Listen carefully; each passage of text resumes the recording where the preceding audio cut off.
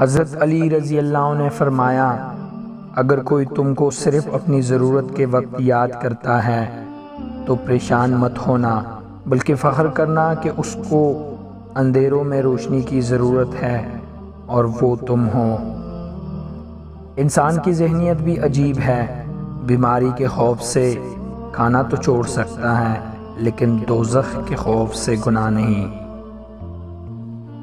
شہنشاہ مولا امام حسین علیہ السلام نے فرمایا، جب تمہیں یقین ہو کہ خدا تمہارے ساتھ ہے ہمیشہ تو پھر کوئی فرق نہیں پڑتا کہ کون کون تمہارے خلاف ہے۔ حضرت علی رضی اللہ عنہ فرماتے ہیں، سب سے زیادہ خسارے میں وہ شخص ہے جو حق بات کہنے کی قدرت رکھتا ہو مگر پھر بھی حق نہ کہہ سکے۔ حضرت امام علی رضی اللہ عنہ فرماتے ہیں، زندگی اس طرح بسر کرو کہ دیکھنے والے تمہارے درد پہ افسوس کے بجائے تمہارے صبر پہ رشک کرے۔ سچ ایک ایسی دوا ہے جس کی لذت کڑوی مگر تاثیر میٹھی ہے۔ احمق اپنے شہر میں بھی پردیسی ہوتا ہے اور اپنے عزیزوں کے درمیان بھی ذلیل ہوتا ہے۔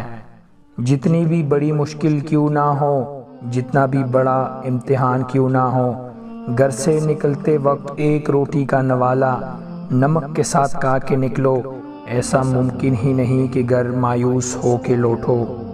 حضرت علی رضی اللہ عنہ کا فرمان ہے، نا امید شخص ہر اچھا موقع بھی گوا دیتا ہے اور پر امید شخص ہر پریشانی میں بھی موقع تلاش کر لیتا ہے۔